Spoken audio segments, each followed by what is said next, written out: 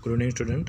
तो आज का जो वीडियो है वो एक्सरसाइज 5.6 से रिलेटेड है और 5.4 मैंने अभी अपलोड किया है क्योंकि वो रह गया था इसलिए। नाउ अब क्वेश्चन 1 की तरफ उसके बढ़ते हैं। हमें क्या करना है, क्वेश्चन 1 के अंदर हमें जो है वो एक डायग्राम के साथ साथ हमें लेंथ दी गई है ट्राइंगल्स की, ठीक है। और हमें ये पहचानना है कि किस टाइप का ट्राइंगल है जो डेवलप होगा इस लेंथ के साथ। तो देखिए हमारे पास 3 लेंथ है 7, 8 और 9। तो इस टाइप का जो ट्राइंगल जो है वो बनता है, फॉर्म होता है।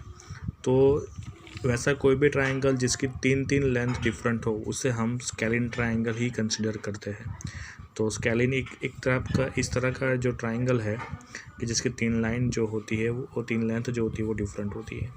देन बी में जो है बी नंबर में अगर आप लेंथ को अगर ध्यान से देखें तो 7, 8.7, 7 और 6 ये 3 लेंथ है। तो इसमें भी डिफरेंट लेंथ है, तो ये भी स्केलिन ट्राइंगल जो है वो कंसिडर होगा। देन अब थर्ड ट्राइंगल की अगर बात करें तो यहाँ पे जो लेंथ दी गई है वो सारी की सारी लेंथ एक जैसी है, यानी कि ये जो ट्राइंगल बनेगा वो इक्विलेटरल ट्राइंगल होगा। अब फोर्थ यानी कि डी नंबर पे जाते हैं। फोर्थ जो ट्राइंगल है वो अगर आप कंसेप्शनल देखें उसमें तो एंगल जो बन रहा है, जो मिडल एंगल जो है वो डी है जो 90 डिग्री दिया गया है। और ये जो ट्राइंगल बन रहा है डी एफ वो सीधी बात है वो राइट एंगल फॉर्म करेगा क्योंकि यहाँ पे मेजर एंगल जो डी है वो 90 डिग्री है, ठीक है, जो दिया गया है।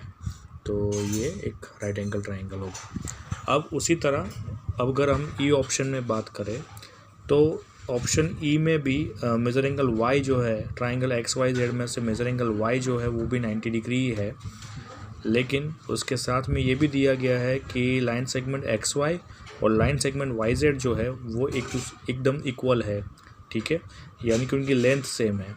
तो एक ये दो तरह का ट्राइंगल बनेगा, एक तो ये राइट एंगल है, दूसरा उनकी लेंथ जो है वो सेम है दो साइड की, यानी कि ये isosceles right angle triangle consider होगा, ठीक है। तो हमें ये याद रखना है कि आइसोसेलेस ट्राइंगल वो ट्राइंगल होता है जिसकी 2 लेंथ सेम हो या फिर उनके जो मेजरमेंट 2 लेंथ के सेम होते हैं उसे हम आइसोसेलेस कहते हैं। साथ में अगर वो राइट एंगल है तो वो कंसिडर होगा आइसोसेलेस राइट एंगल ट्राइंगल। अब जो लास्ट ट्राइंगल बच जाता है जिसके अंदर अलग अलग मेजरमेंट दिए गए, मेजर एंगल 30, 70, 80, तो ऐसा कोई भी ट्राइंगल जिसका मेजरमेंट 90 से कम हो वो ऑब्वियसली एक्यूट एंगल ही कंसिडर किया जाएगा।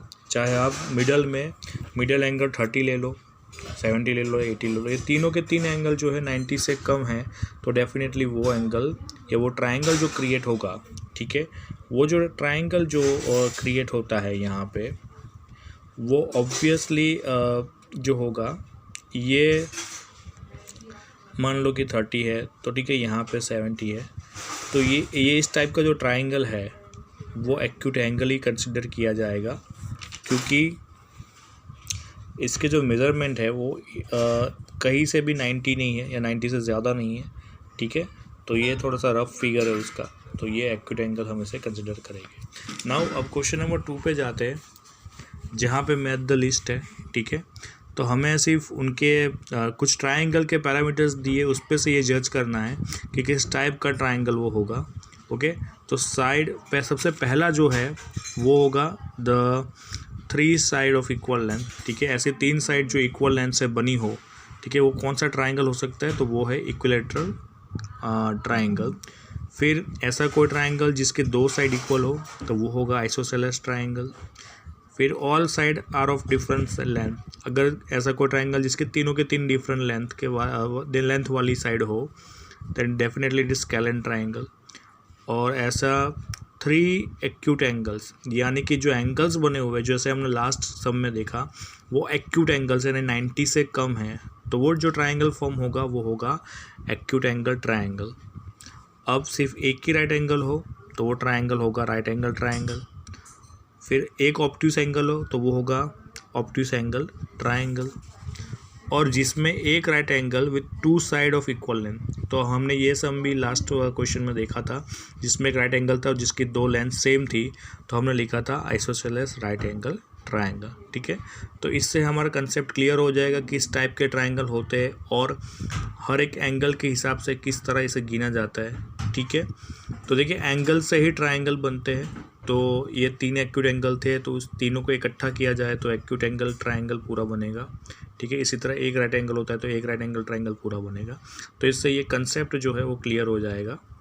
अब क्वेश्चन नंबर 3 पे चलते हैं। क्वेश्चन नंबर 3 जो है यहाँ पे जो आपको डायग्राम के साथ दिया गया है, ठीक है, तो अब इसको ध्यान से देखिएगा कि किस तरह से हमें पहचानना है कि किस टाइप का जो है ट्रायंगल होगा।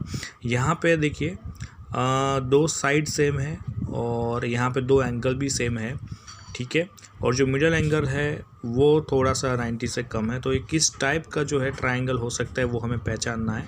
ठीक है, तो सबसे पहले बात करते हैं एंगल से। अगर रिलेट करते हैं तो देखिए यहाँ पे कहीं पे भी 90 से ज़्यादा डिग्री नहीं है, तो इसका साफ मतलब है कि ये एक एक्यूट एंगल है। दूसरा, उसकी 2 साइड सेम है। ठीक है, ये वाली साइड का ये वाला एंगल सेम है, ये वाली साइड का ये वाला एंगल सेम है। ठीक है, अगर मैं इसके नाम दे दूँ ए, बी और सी, तो देखिए कि अगर सी बी साइड का 70, ठीक है, और ए बी साइड का 70 डिग्री बन रहा है। ठीक है, यानी कि एंगल की सामने वाली साइड और इस एंगल के सामने वाली साइड, अगर एंगल भी सेम है तो इनकी साइड भी सेम है, लेकिन 2 साइड ही सेम है और एंगल 90 से कम है। दैट्स वाई एंगल 90 से कम, इसलिए एक्यूट एंगल ट्रायंगल। और दूसरा, अगर साइड के हिसाब से देखने जाए तो किस टाइप का ट्रायंगल बनता है, तो वो होता है आइसोसेलेस ट्रायंगल, क्योंकि उसकी 2 साइड सेम है। ठीक है, तो हमेशा ये चीज़ याद रखनी है कि अगर 2 एंगल सेम हो गए तो 2 साइड भी सेम होगी।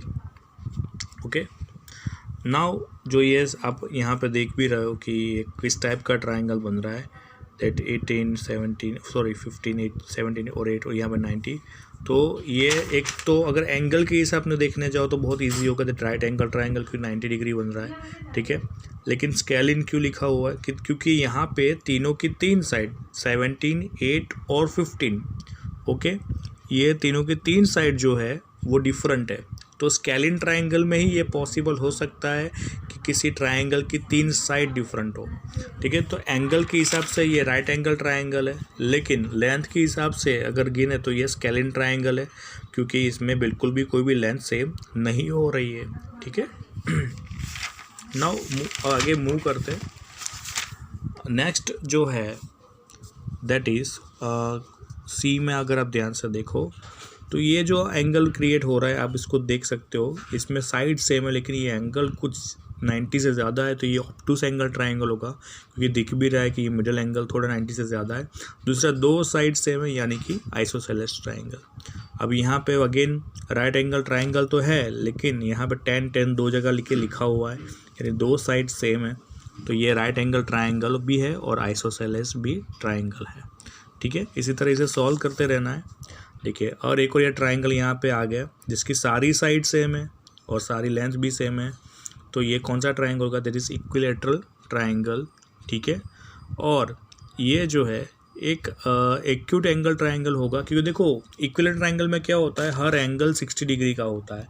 ठीक है, ये भी 60, ये भी 60 और ये भी 60 डिग्री।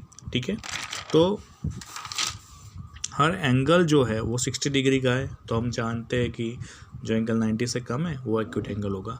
तो दैट्स वाई साइड के हिसाब से ये इक्विलैटरल ट्रायंगल है और एंगल के हिसाब से एक्यूट एंगल ट्रायंगल। नाउ अभी इस पे जाए लास्ट में, तो ये ऑब्टूस एंगल दिख रहा है जो 90 से ज़्यादा ही लग रहा है एंगल। ठीक है, तो ये ऑब्टूस एंगल ट्रायंगल होगा और इसके 3 साइड डिफरेंट है यानी कि स्केलिन ट्रायंगल।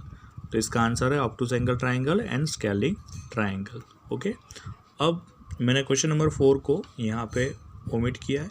ठीक है, नेक्स्ट जो एक्सरसाइज है मैं आपको अगले वीडियो में भेज दूंगा। ठीक है।